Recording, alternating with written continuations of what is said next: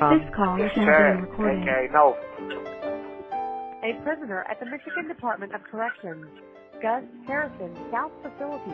Man, I'm trying to hold on, brother. I'm trying to hold on, man. I just got the information that you sent me today, and it's just been a lot of stuff going on in here that they ain't been telling y'all about. I know you heard me the last time I sent you that letter on there, how they sent those people here from a place. Our whole facility didn't have nobody testing positive on that coronavirus, and then they sent the whole unit of people here from a place that had it, and then all of a sudden it just blew up. You see what I'm saying? So as far as with the anxiety and with people on the edge around here, people's life is jeopardized by this sickness and this corona thing. So, you know, people ain't thinking straight. It's just been a lot of stuff, man, that I've been having to sift through.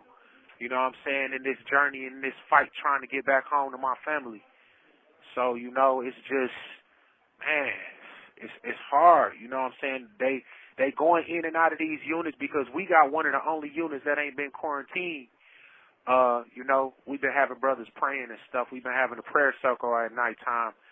But they have staff that they ain't properly training, that ain't wearing PPE, that's going in and out of infected units. And then coming in our unit and stuff like that. I mean, the procedures is just crazy, man. They just raw with it, man, doing whatever they want, man. And it's like, you know, people's lives is in danger. You see how many people done died off of this thing. You know, it's just so much ignorance towards it, man, and it's scary because, you know, a guy only doing a couple months, or, you know, I'm basically fighting a violation, and I'm waiting with a lot of guys that's waiting to, you know, see the board and to get out of here. And any given day, this thing can sneak up on you, and you can be sick in the hospital or even dead. You know what I'm saying? It's just a constant fear around here, and people on edge because of what's going on and how they handling stuff around here. You know, it's just careless. It's reckless, man.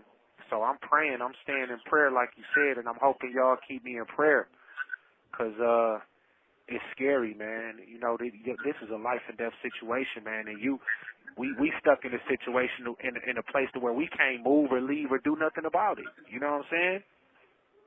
So I'm just trying to make the best decisions that I can at all times, you know what I'm saying? But I'm human, you know? I want to live like the next person, you know what I'm saying? I want to be alive. I got a family. I got loved ones. So, you know, how y'all been doing out there? We're staying home. Me and Mama are fine. And I don't go outside, and don't nobody come here. Okay. So I'm thankful to God for the opportunity to do that. Tell me, you received the JPay from today, right? Yes. Were you able to read between the lines in terms of what we were saying? Yes. They don't want people to get out of here because it's a money thing.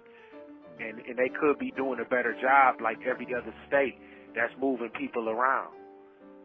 No, I saw something today where it says that 70% of the incarcerated population in Ohio is infected. I could be wrong. I'm going to go verify that again.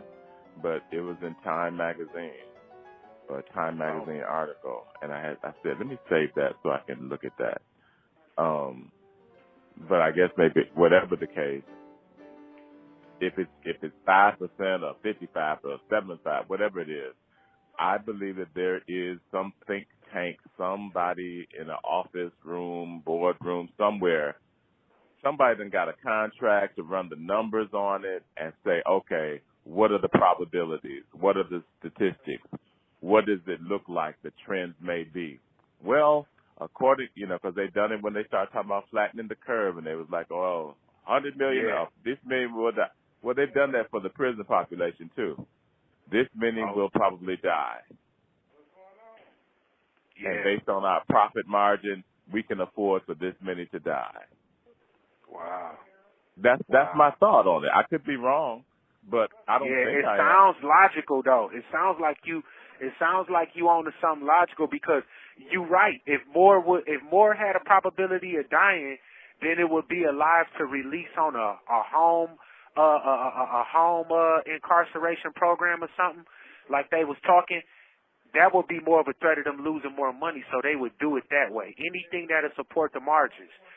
You sound like you own to something. That's logical. That's logical. If we ain't gonna lose that much by letting this many die, because if it was a threat or a scare to them and they was concerned about more dying, they'd do everything they can to protect the bottom line that they got. You see what I'm saying? Absolutely. I mean, and if you on paper or extended version of incarceration, it don't matter. You still belong to them, which means you still own that stock, rather than you being dead and not being worth anything. So you own to something. You are on to something. You definitely right. Now that I thought about it. Wow. With the prison population aging, okay, people are becoming senior citizens and they're setting up certain prisons to handle the seniors, and they're even building ramps and all kinds of accommodations, and it costs them money to provide medical care for them. So if they're the most vulnerable, well, let's let some of them die. Yeah. I think that's how right. I think that's how some people are thinking about it. They are. That sounds good. And then good, it won't because cost them so much. Exactly, because I mean, like they say, when you look at the statistics and the logistics of it in the number game, you are only worth your most money is like in the workforce between 20 to 60, right? 20 years old to 60 years old, that's a good area for you to work, because that's where you're worth the most. You know what I'm saying? Mm-hmm. But when you pass that 60 mark and you start getting to where you can work, it start making it to where you're costing us money instead of making us money. You see what I'm saying? Mm-hmm. You sound like you own to something. It does. Now, they done made them enough money all these years. If they die, off right now, why they costing them money? Because medical, like you say, the seniors cost them more for medical and for them to take care of them. It's costing them more money. Med runs and going on runs and putting them on medication, all this stuff, it's costing them more than what they making. And they can have them die off and put a fresh body in here, add some more people, put a couple fresh bodies. It's definitely a business decision, is what you sounding like. They definitely did the numbers. Yeah. It's sad. That's my it's thought sad. on it. Yeah, it is. I just, they would have to convince me otherwise that, oh, no, never that. No, that's not it. I just don't believe it. This is America, and that's how America does. Yes, life is cheap over here in America, and if you ain't making them $1, they could care less what happened. You see how they do the veterans. Mm-hmm. The people go die and give their life, and they can't even get medical help or food. They can't even get a meal for free. That's crazy. But, yeah, I always appreciate the information that you send me, and I share it with the guys that's in here. I appreciate what you're doing for us, man. I'm praying for you and your family. You keep on praying for me. And just think about what I just told you, man. You know what I'm saying? As far as the every day in here is could you imagine how guys feeling in here, going through what they going through in their family, and they can't see their family, and we being held and they ain't doing nothing as far as, already with the truth and sentence situation, they ain't trying to let nobody out. They ain't doing nothing with this coronavirus situation where every other state letting people go, and they holding us in here. So guys got fears. They worried about stuff going on with their family, and it's causing friction. You know what I'm saying? It's like living on eggshells at all times, for some of these guys, and it's definitely playing a role psychologically. And that could be something that can, definitely affect the guy's reentry for the guys that is going home. It can affect your reentry. It can affect your thinking. It can affect a lot of things, man, by being constantly under this type of pressure. Because I heard the doctors on TV talking about how people shouldn't, how human beings aren't made to be in fight or flight mode as long as we have been suppressed into a fight or flight mode with this coronavirus situation. Our bodies ain't made to tolerate this type of stress for this long, or to be in this type of, mode, this fear mode of your, life and death situation for these long, extraneous, carried out periods, waiting to see what they gonna do at the top. You see what I'm saying? It's definitely playing a role on the nerves and on the mental state, man, on the psychological state of a lot of guys in here, So that's something I really want you to see. And I'm definitely interested in talking to Wendy Woods about this class action situation because they know what's going on, and it's creating definitely a psychological situation for us in here. It's putting us through stuff that's, that the normal people ain't going through because they can be locked down at home. I want to ask you this. Is there a message that you would like to share with anybody back home in case if something doesn't change? Yes, it is. I like to share the message with people at home that if you got loved ones that's locked up, a lot of people out there got fathers in here, brothers in here, nephews, sons. You see what I'm saying? This is serious, man, because it's a very real probability that, guys can die off of this, you know what I'm saying? And they are going through a mental situation to where, it's hard.